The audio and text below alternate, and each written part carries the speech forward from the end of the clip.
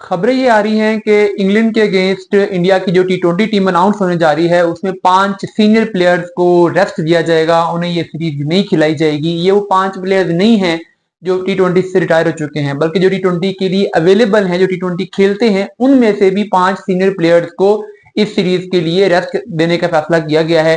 तो यूं समझें कि ये इंडिया बी टीम होगी जो कि इंग्लैंड से ये होम सीरीज खेलेगी। ये 5 प्लेयर्स कौन से हैं जिनको रेस्ट दिया जा रहा है और इंडिया की टी20 टीम क्या बन रही है, इसकी कुछ डिटेल्स मेरे पास है, वो मैं आपसे शेयर करता हूँ। देखिए, इसमें जो कीपर बैट्समैन है संजू सैमसन और साथ में आ जाएंगे जितेश शर्मा। देखिए, ये दोनों ही पिछली सीरीज में भी थे और पिछली 3-4 जो टी20 सीरीज है उसमें यही कीपर बैट्समैन के तौर पे खेल रहे हैं।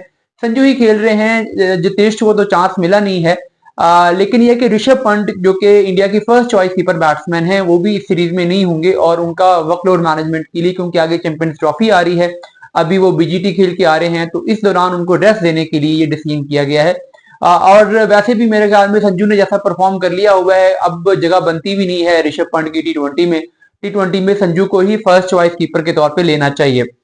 उसके बाद ओपनिंग पर जायसवाल और गिल, ये इंडिया के फर्स्ट चॉइस ओपनर हैं, आप जानते हैं। लेकिन अभी क्योंकि ये दोनों ही बीजीटी के लिए ऑस्ट्रेलिया गए हुए थे, दोनों वहां पर बिजी थे, दोनों वहां पे खेले हैं और एक लंबे टूर के बाद अब जब ये आएंगे और आगे जाके इन दोनों ने चैंपियंस ट्रॉफी के स्क्वाड में भी शामिल होना है, तो इसलिए इनको भी इस सीरीज में रेस्ट दिया जाएगा। तो ओपनिंग कॉम्बिनेशन पर ये दोनों ही अवेलेबल नहीं होंगे, ना ही शुभमन गिल अवेलेबल होंगे और ना ही जायसवाल अवेलेबल होंगे। तो जो 2 ओपनर इस सीरीज के लिए इंडिया चूज कर रहा है, एक तो ऑब्वियसली संजू सैमसन है, उनके अलावा 2 ओपनर जिनमें से एक प्लेइंग 11 में होंगे और एक बेंच पे बैठेंगे।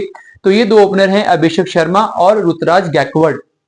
अभिषेक पे क्वेश्चन मार्क थे कि वो शामिल होंगे कि नहीं, लेकिन साउथ अफ्रीका के अगेंस्ट जो लास्ट सीरीज हुई उसमें उन्होंने एक बड़ी जबरदस्त 50 स्कोर करके अपनी जगह फिलहाल बचा ली है, तो वो भी हैं और साथ में ऋतुराज गायकवाड़ भी हैं। हो सकता है कि ये कुछ रोटेशन पॉलिसी के तहत इन दोनों को कुछ कुछ मैचेस दे दिए जाएं।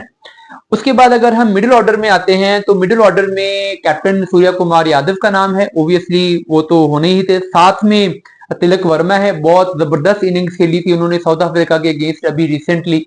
और ये संजू सैमसन, तिलक वर्मा, सूर्य कुमार यादव, ये वो प्लेयर हैं जो इंडिया की टी20 क्रिकेट में एक इनोवेशन लेके आ रहे हैं, एक नयापन लेके आ रहे हैं, एक मॉडर्न टी20 क्रिकेट ये खेल रहे हैं। उनके साथ जो तीसरे प्लेयर होंगे वो रिंकू सिंह होंगे। रिंकू की रिसेंट फॉर्म पे क्वेश्चन मार्क रहे हैं इंडिया के लिए भी, और उससे पहले जो लास्ट आईपीएल से लेकर इनका एक बैड पैच चल रहा है, लेकिन देखो अब ये कैसा परफॉर्म करते हैं, लेकिन इंडिया इनको कैरी कर रहा है। तो रिंकू सिंह भी इंडिया की जो टी20 टीम है उसमें होंगे। उसके बाद आते हैं ऑलराउंडर्स पे। ऑलराउंडर्स में 2 पेस बॉलिंग ऑलराउंडर हैं, एक उसमें ओवीएस चॉइस है हार्दिक पांड्या, वो है।